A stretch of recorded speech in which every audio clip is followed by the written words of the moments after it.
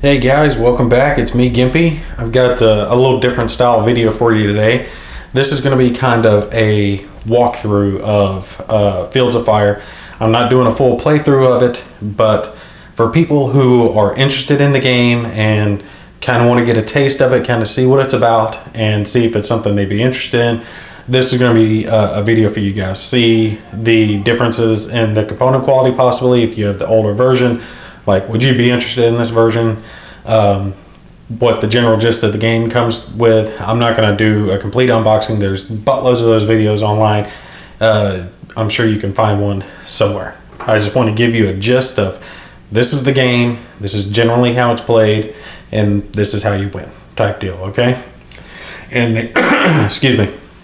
And the game is about controlling a company-sized unit of soldiers. Unfortunately, Marines aren't going to be until Volume 2, the old breed, which hasn't been re-released yet, but I'm definitely getting that one when it comes out because Marines are awesome. You guys know this. Anyway, you're controlling your company, and it's abstracted. You can tell by looking on this right side where all the cards are. You don't have a general war game map that you're used to seeing of hexes or squares or any of that type stuff. It's all handled with cards, and you have a deck of cards for 3 different areas. Here is the one for Normandy.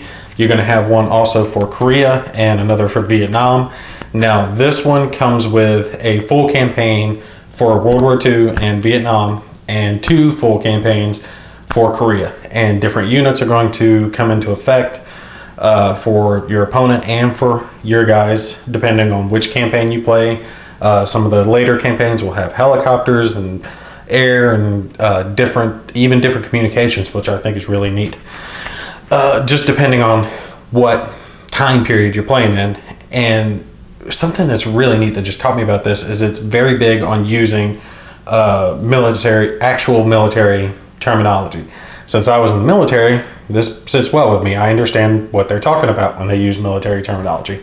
Not everyone will, but it's nothing that's not easy enough for you to pick up online if you just look up, general military terms. Let me take and focus in a little bit here on this left side to show you your control board, and then I'll get in on the map, okay? Now, this part here is where you're generally keeping track of what your guys have and how many commands they have. Commands is the big thing in this. If you were to compare it to a PC game, it's how many times you get to click the mouse for each different group of units, okay? Your groups, and the way I organize this, the way I've seen other people do it, and I think it's good this way, is you put them highest rank across the top, left to right. So you're going to have your company commander, your company XO, your company first sergeant, and then your platoon leaders 1, 2, and 3, possibly 4, depending on which campaign you're playing with, because there is a 4th company or platoon commander right there, but I don't think he comes into play until Vietnam era. And what you're going to do is you're going to draw a card, and that's going to tell you how many commands they have. And depending on their training level, you'll have bonuses or minuses added to that, but you'll have a general amount of commands. And say your company commander gets 5, that's how many units he can activate. But if he uses one of those to activate a platoon commander, that platoon commander can take and activate subordinates underneath him. Force multiplying, I guess, is the way to think about it. Instead of, you want to do it in a proper chain of command to get the most out of it, like you would in real world military. The company commander is not going to go down and tell the very specific fire team to rush that bunker, all right? He's going to pass it down his chain of command over the radio or phone, depending on what you're using in your mission, to, the person underneath him, who's going to pass it to the person underneath him, and so on. And there is it's hard to describe without really getting into it. I'll get into the walkthrough of it, of why, but you want to activate your commanders so they get more commands. Because if you're just letting them activate on their own, they actually take the lesser of the 2 options. and it gives them less ability to control the guys underneath them. All right, so you're going to keep track of that here. And for example, here's your company CO. Focus in for me. All right, see it says commands available, and then once you've used him, activation completed. Okay, so you know he's activated everyone that he's going to activate this turn, and if he has leftover commands, he can save so many in between turns, depending again on his level, which green is like 3, line 4, something 5, depending. I'll have to look it up to make sure. Don't hold me to an exact accounting of the rules here, because like I said, I'm still learning this, but I want to make sure I show you guys the basic gist of it. So that's what you got here, and then below that you have the items that they're carrying. For example, personal radios. This one is a radio that allows the company commander to talk to the battalion. So BN TAC net, that's your battalion network. And it means that the CO, the company commander, is in contact communications with higher up, so he actually gets to activate. If he wasn't in command, like if he had actually moved out into the field and didn't have his radio, lost it or something to that effect, he wouldn't be able to automatically activate, and it would change the whole aspect of the game. But let's take and pan back over here to the actual map itself, and we'll kind of give you guys a rundown of how it's played. Something that's neat about this, I want to point that out. When I'm talking about the radios, I was a radio operator in the Marines, and they actually have one of the components in this game that I used when I was in the Marines, and I'm assuming it's for the Vietnam era, which shows you how bad the Marines are about updating our equipment. Most of our stuff is old Army junk. Like when the Army started getting M4s, which was the upgraded version of an M16, we're still using M16s.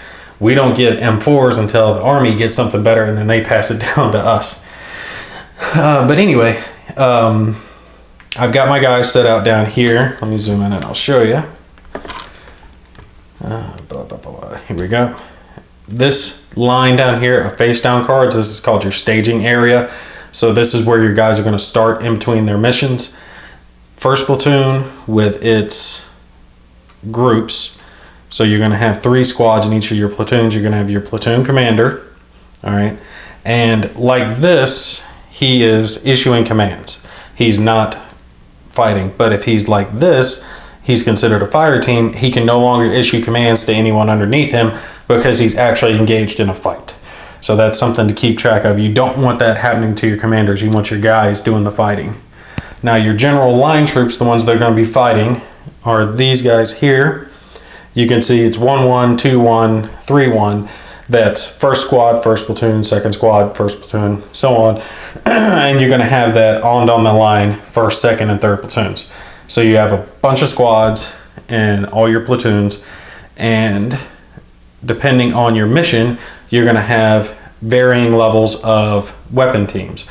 Heavy machine guns, light machine guns, mortar teams, bazookas, which are also underneath the platoon commander.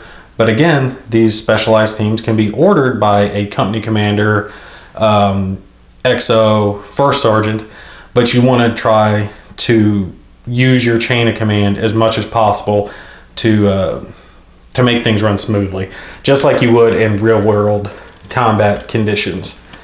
Let me back it out and show you guys. Don't worry about all those counters. That's just the counters you use for the game, are spread around your volumes of fire, enemies and stuff. Now, something that threw me a little bit is when I was looking at the briefing booklet here, I opened it up and I expected to have, you know, paragraphs and pictures and stuff, and it's just a bunch of charts. And this actually is very neat and it works very well. This, for example, is the list of everything that you get in mission 1 of your troops. Okay, it lists down your headquarters units, your weapon teams, bazooka teams, first platoon, second platoon, all that stuff. And over to the right, you can see they list down who has radios, who's going to be in communication, which is going to be your headquarters units. All right, and it shows up here at the top who has what, what their experience level is, whether it's green, veteran, line, all that type stuff on down the line. It's really simplistic once you actually understand what you're looking at. Here, your German force packages, these are all the different units that could possibly pop up during your mission. Now on your next page, excuse me, it has potential contact A, B, and C, which you see down here. You've got your potential contact markers. So that shows you, excuse me, I'm still trying to get over that cold, so I apologize, guys. That shows you what table you're going to be rolling on. And when I do the quotation on rolling, it's because, again, everything's handled by cards with this. And you're gonna do another roll for unit placement. And I'm gonna show you guys that as we do our little walkthrough here, okay? Just to show you the gist of how it works. Like I said, we're not doing a whole playthrough. We're not getting into the nitty gritty. Just to kind of, this is how it works type deal. Before we really get started, let me show you the cards themselves. They're gonna show you things like the amount of cover that it provides, some other special things like can vehicles go there, things of that nature, how many cards you can draw if you're trying to find cover, how many cover markers can be on there, and depending on if it has a dark border or a light border, as this open field does, determines your line of sight. So for example, if a unit was here, it could see all the way into this back card because it's white all the way through. A unit here could not see all the way back here because there's a dark line here. So the line of sight would actually stop here, but you can always see into an adjacent card. So a unit here could see these 8 surrounding cards and so on. You also have your line of departure, which is coming from your staging area, and then your left and right lateral limits, which is the farthest that your troops can go. So my troops can only go on the cards that you see, but other cards could pop up. Enemies can be spawned here, all the way around. And if they are, you simply take and lay out another card, put your enemy units there as they go, and proceed. But your troops would just have to fire into that direction. They could actually not move there. All right, let's do just a quick little walkthrough of a quick little turn here just to show you guys the basic gist of how it would work, okay? So we're going to start with the company commander, and we're going to draw a card to see how many commands he gets. And unfortunately, I'll tell you what, for example's sake, we're going to pretend I didn't grab that card because I need more commands to show you guys what I'm talking about. Are you kidding me? Both of them have to. Okay, here we go. This will work. Now, I would not do this in an actual playthrough. I would do it. This is just for an example, just to show you guys. I got a neat little card holder. It's got camo on the back, the card sleeves. Okay, so this number at the top left is how many he's going to have command-wise. That's him being activated. If it's an initiative command, it's only going to be the lower number and the star beneath it. Okay, so since the CO is in contact with higher command, regimental, whoever the mission says it is, he's going to get that top left number. So you're going to take, let's pan over just a little bit so you guys can see. You're going to take your CO marker and add and subtract whatever amount depending on the case, as the case may be. In our current situation in mission 1, he has a -1 for being green and a +1 for being in a no contact situation, which means we have not engaged the enemy. So he's going to have 3 commands. So you take and put your marker here at 3, and then you pick who he's going to activate. Is he going to activate smaller units? Is he going to activate his head units? Now, for a good example for us would be he's going to activate platoons 1, 2, and 3. And the way I saw someone do it, and I like it, is that you take and set the ones that he's activated over here to the left of your player mat, and have them kind of to the side just to keep it in your head that they're the ones that are activated. So that's going to be 1, 2, and 3 activated or commands. He doesn't have any left. So you don't have to leave him on here to remind yourself of save commands. You just set him back up top with the counter flipped over to show that he doesn't have any commands left. Now we're going to start with our first platoon commander. You're going to draw a card for him. 3 again, and it's going to be the same thing. -1, +1, -1 for being a green unit, +1 for there being no contact. So he has 3. So you set your platoon commander down there, and you're going to finish his activations before you go to the others. Okay, so first platoon is right here, and we're going to have the first platoon commander take the first squad of the first platoon and order them to move up into this orchard grove to take and try to make contact or see what's potentially there. So that's one command.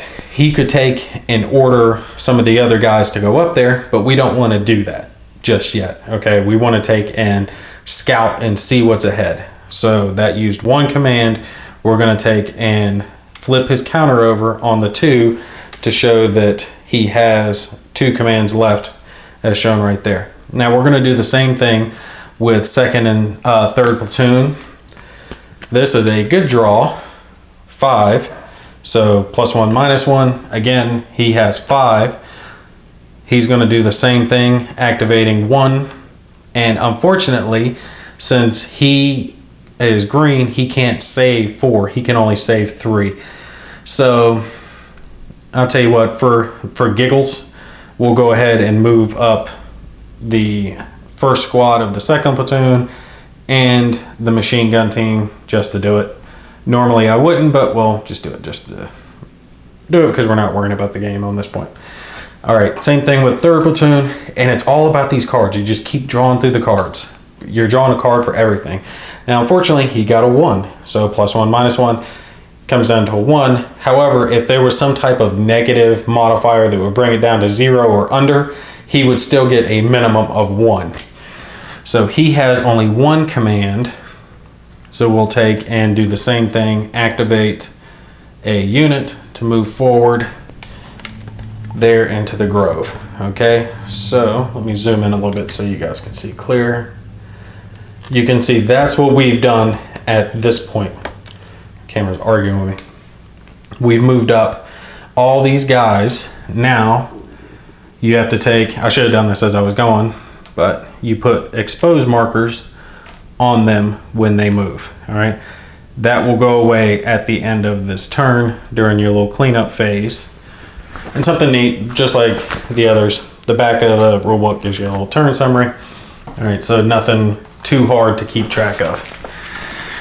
Now, once we've done that, one other thing to keep in mind, there's events in this game, friendly and enemy. None of them happen on turn 1, so we're not going to be worrying about those at this point. You would take and go through your little turn and everything. You can follow this down. That's our activated turn stuff. We actively did this. Now we're into the initiative. Okay, the initiative is where you're drawing cards for the units, but it's the lower number, and you can do that for your first, your XO, your first sergeant. See, got a 2 instead of 4 since this is on the initiative phase. And we're just going to save those because we're not doing anything else with them. And you can do that on down the line with your guys that didn't get activated just to save them. And you have a general pull. So right here's our general initiative pull. We got 3. Now this is perfect, well, almost perfect, because we have 4 units out here. We really would like 4 to tell them all to go for cover. But this will work. We can try to get our guys into cover. Now the way that's going to work is for our first guy here, that number 3 tells you how many cards you draw, and the number in the bottom left tells you how many cover markers can be there. Okay, so we're going to draw 3 cards, 1, 2, and 3. And what we're looking for is the word cover. Unfortunately, it's not there. So this first squad of first platoon did not find cover. he's more likely to take damage. The way combat really works in this game, and you'll see it here in a sec when these guys take fire, is that they don't, you're not rolling or anything like that. You're trying to get your modifiers against your enemy as low as possible while keeping your modifiers as high as possible.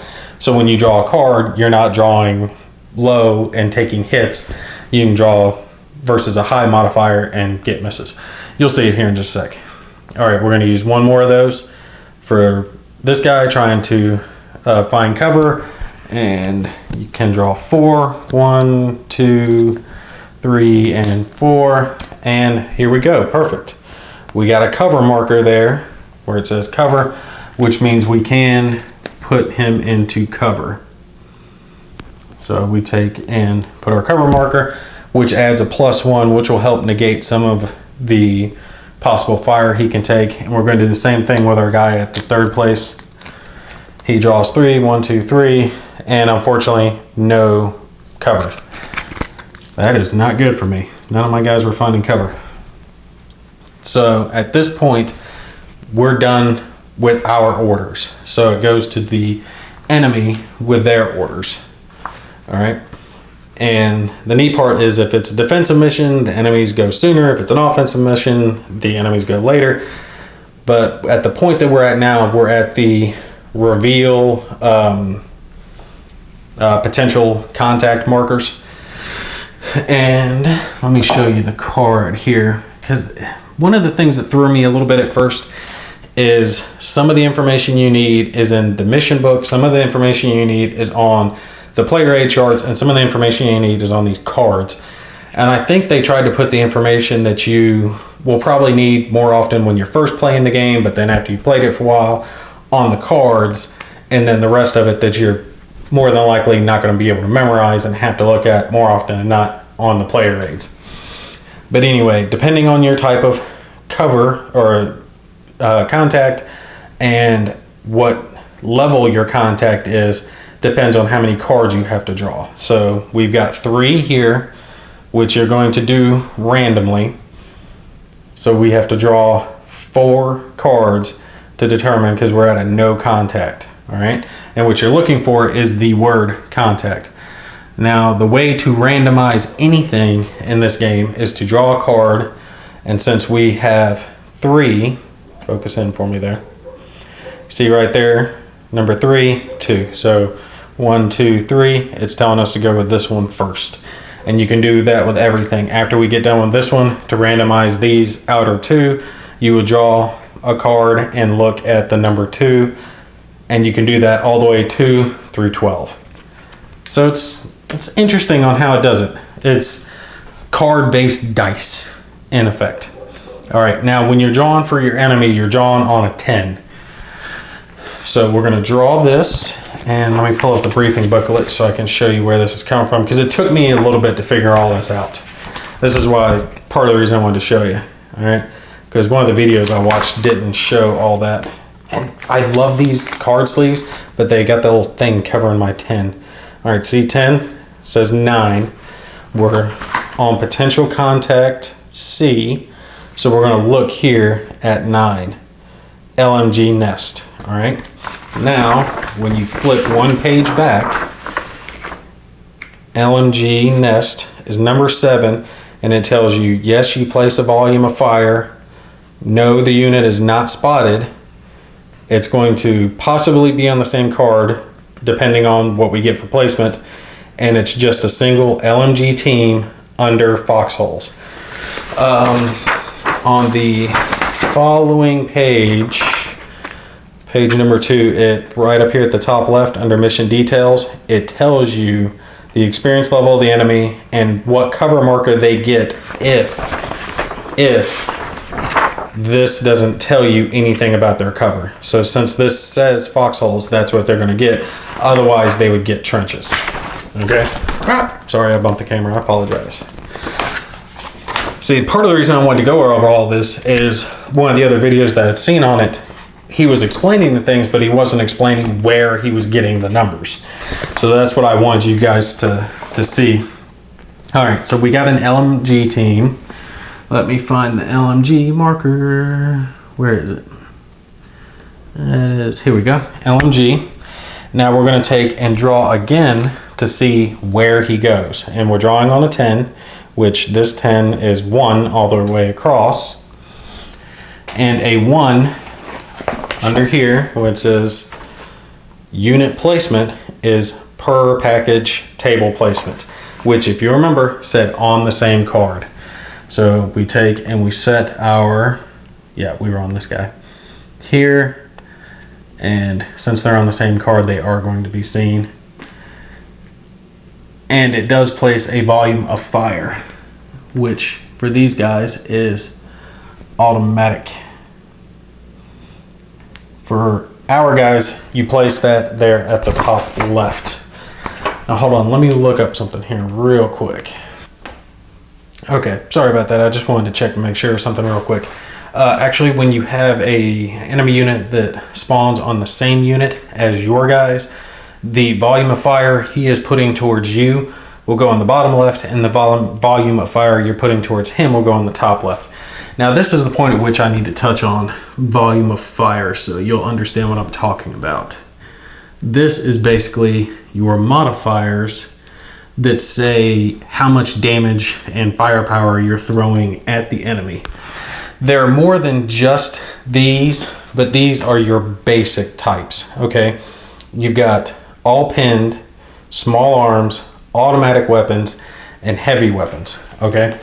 There are others such as grenades and artillery and things of that nature, but this is your basic units, how much you're sending down range, and you can see they go all the way from +2 as the worst to -3 as the best, and that's the modifier that is going to affect them when they're drawing on their hit chance. You'll see that here in a sec. So you want low numbers against the bad guys and high numbers against yourself. So on our little example here, both of them get a -1 automatic modifier, and you can tell by this in the bottom left it says A, so that's automatic, and the L is its range, which is long. Long is 2 cards, very long is like 3 cards, close is adjacent cards, and P is for point blank. So we take and we put our LMG under his foxholes that his card suggested that he get. Automatic fire for him coming from our guys because I have a automatic weapon there myself. However, if I didn't, my squad would only be putting an S on him, which is small arms, which is +0, -0. So the automatic fire is actually better. And we have that marked down there, a bunch of little counters on it. All right, so that takes care of this potential contact. Just for example's sake, we're gonna run through one more of contacts. I'm not gonna run through every little contact because I'm not trying to make this game example like a playthrough, okay? So we're gonna do 1 and 2, randomize it. We have a 2, as you can see. So we're gonna draw on a 10, which you can see there is a 10. So we're gonna look on our table under potential contact C. Oh, I forgot to draw the cards to see if he hit. So let's hold on and see if there's a contact there. So 1, 2, and 3. So these are actually all rally, so there is no contact. So let's take and we'll remove this potential contact. We'll resolve this potential contact just to see if there's another one. Again, you draw on 3 cards looking for the word contact. And we have cover, contact, and contact. So drawing 2 doesn't mean that you get more contacts and you don't stop once you draw the word you're looking for. You continue to draw until you get all the cards that you're supposed to draw. So again, we have our guy here. We drew a 10 for the unit, which was here on potential contact C. That is a HMG Nest, 10 out of 10. So now we draw for its location, and the location is going to be front. See, under unit placement here, 4 is what we got. Front at max line of sight. So since this guy right here is going this way, so it's front, and we run into the card. Let me back it out a little bit so you can see it. The card behind him has a dark back border. It means he can't see all the way through it. So his max line of sight is going to be here. Now, however, though, before we get done with this, the HMG nest will get a trenches marker. That's a bunker. Where's my trenches? Here we go. A trenches marker, since that's the default one and it doesn't list one. However, it does list squad. And when you have that slash there, it means that a squad will also be drawn, but it will not be placed on the same card as this guy. So for your generic squads, I got my little bowl here of lovely squads, and we'll take and draw one out. And we drew this, the second of the 3rd platoon of the Germans, and they only have a small arms fire, so that is better for us. We will draw for their line of sight, or their location. Their location will be, let me look, right at max line of sight. Sorry, it took me a sec to find it. So since we're coming from here, you're going to take and go this way, and again, same rules apply with the dark border. This dark border stops them here. Since they don't have anything listed for cover, they will also get a trenches marker, if I can find one. I mean, look at all this. All these are something different. Where is it? Foxholes, trenches. Here we go. Finally found one. Now we need to lay down the volume of fire for them. Oh, and they are spotted, so we get to put down volume of fire for us. Had they not been spotted, we would flip it over to its question mark side and place that on top of the units. So automatic fire from this guy will be coming here. So you place your automatic fire and your PDF. Your PDF is your direction, your primary direction of fire. So we know that this guy is shooting down here with his automatic weapon. This squad is also going to engage the same unit that engaged them, that spawned them. So they will take and fire here with their PDF, and our guys can fire back as we see fit. We'll take and flick this over. It's real easy. It changes to a double-sided marker, so you know that they're firing both directions. And since there's fire going on in these squares, we can remove the potential context. No, wait, that is firing through a square. I have to look that up to make sure one way or the other. I know if they fire through a card with a potential contact, it removes it, but I'm not sure if it's included for the card they're on, so we'll check that at a later date. Now we've got those down.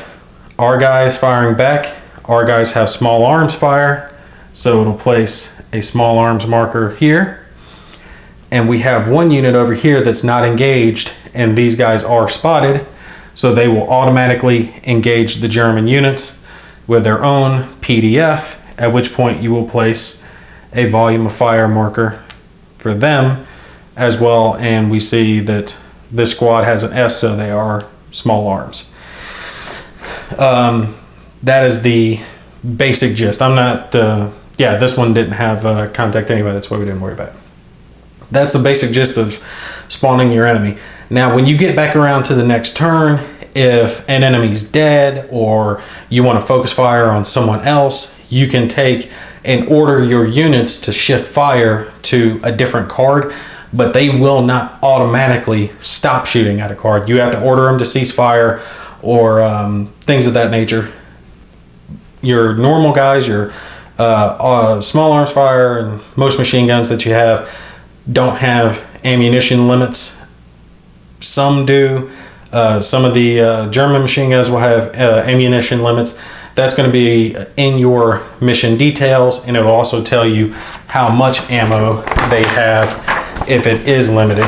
Same thing for things like fire missions and things of that nature. For an example, we have here ammo LMG 6, HMG 8, 88 or a mortar team.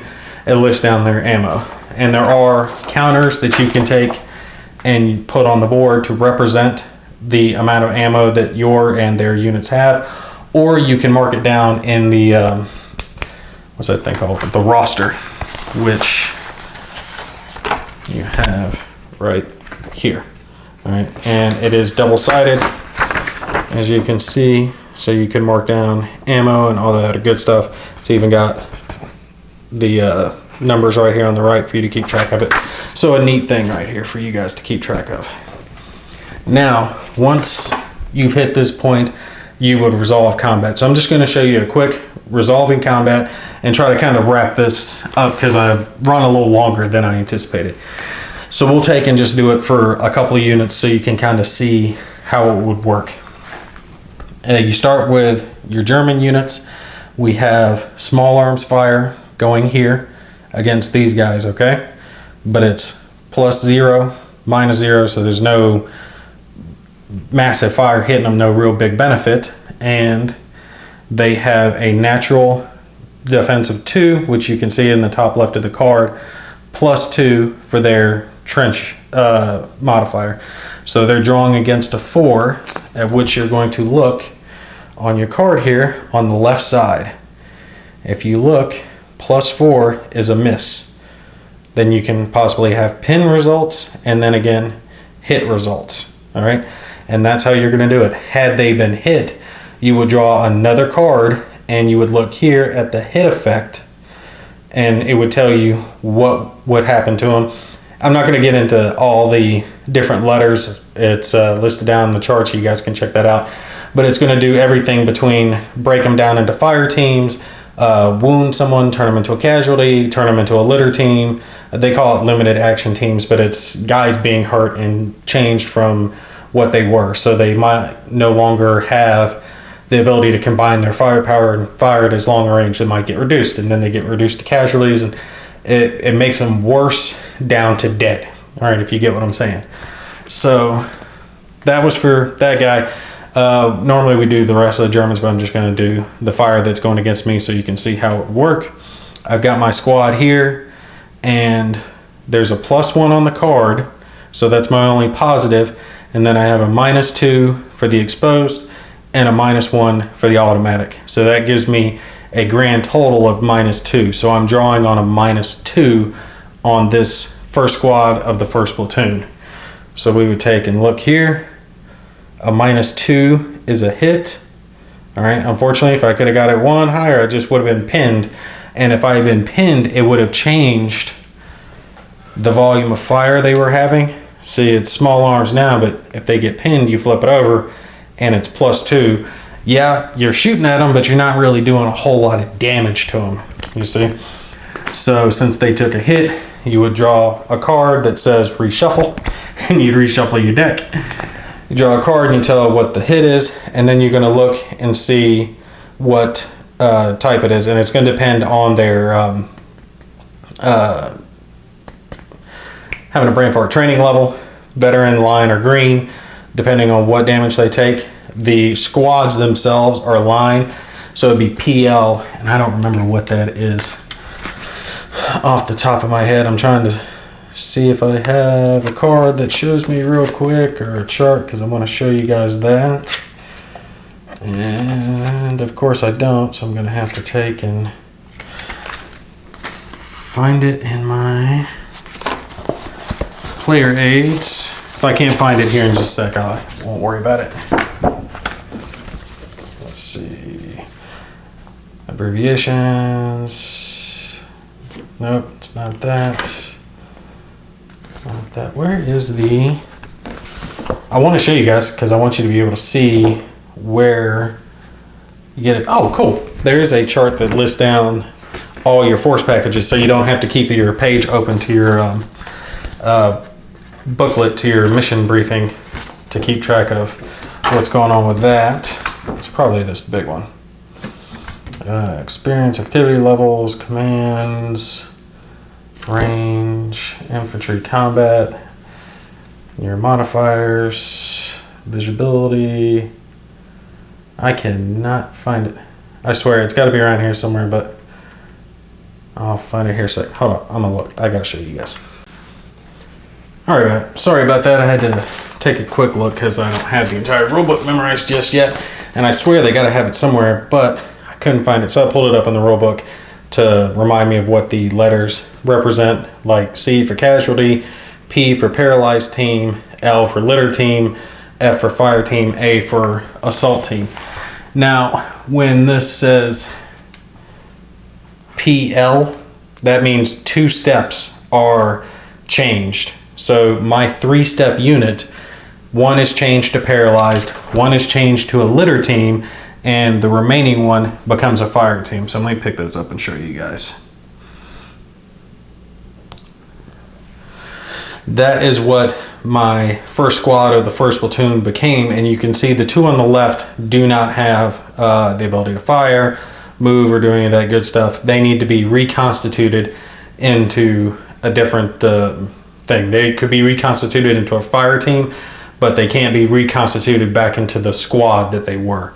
And you can see this fire team still has small arms, but it went from having long range fire to close range fire, so it can only fire at cards that it's adjacent to instead of cards farther away. So that was actually a pretty hard hit for this squad. They lost 2/3 of their firepower in 1 swipe.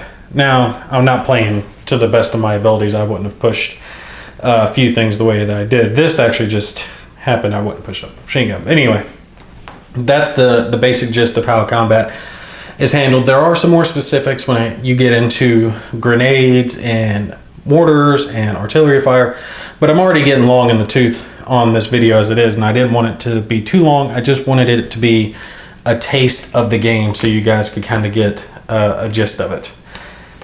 I gotta say, if you're looking for a game that simulates commanding units in a hectic situation and trying to put your tactics versus what could pop up and how you're going to handle the situation, you're going to have a harder time finding one than this. It's an outstanding game. The components are very nice. It is, I'll admit it, it is a difficult game to learn because the system is so different from everything else that you're used to. So many other games that you're used to, you're rolling dice, you're dealing with line of sight and cover and all the same type things that you're dealing with here, and it's on a map that you can see, and this is much more abstracted. But the crucial aspect of following a chain of command, of having a CO, a company CO, issue orders on down the line in the right way to save as many of your troops and to take out as many of the enemy as possible. No other game that I know of simulates it like this game does. It's outstanding. I gotta say, it is neat how it really works out. And it says in the instruction booklet that you need to take and use your chain of command properly on down the line to make the most of the few commands that you get for your troops, because you can't rely on getting a good card pull for general initiative each game or each turn. You could end up getting 0 or 1, and then you've got 4 or 5 units out in the field that you can't issue orders to because everyone doesn't carry communication equipment. Only leaders generally carry the communication equipment. So your guys out in the field, they can't be ordered unless your leader is actually on the card with them. But then once you order them forward or order them to a different card, then he's out of contact again. It also has spots where you can take and use things like colored smoke or colored, what's it called? Starburst clusters or parachutes or, things of that nature. Willy Pete grenades, smoke grenades. and you can use those as signals that, hey, when I pop this colored smoke, red smoke, it means fire for effect for artillery wherever, or fire for effect, or it means retreat back behind your line of departure, or it means push towards the objective. You can pick it to mean whatever you want it to mean. It's really neat that way, how it simulates how it would work in real life. So anyway, I'm gonna stop rambling here. I gotta stop at some point because I definitely went longer than I anticipated. I understand this isn't what some people might have been looking for. Like I said, I didn't want to take and play through the whole thing just yet. I wanted to give you a taste, let you see what the game is generally about, and see if it's something that you would actually be interested in playing before you spent the money to purchase it. If it is something that you're looking to purchase, NWS War Games online, best place to buy it by far. If you buy it directly from GMT, you're paying like 36, 37 bucks more than you will be paying for him. So absolutely go to that guy. Outstanding and fast delivery. As soon as he got it in, I think I had it within 2 or 3 days after that. So I can't recommend him enough. And he's not paying me to say that or anything like that. I swear to you. I just order from the guy and I have never had bad service from him. So check him out. Anyway, that's it for me. You guys take care. I'll see you in the next video.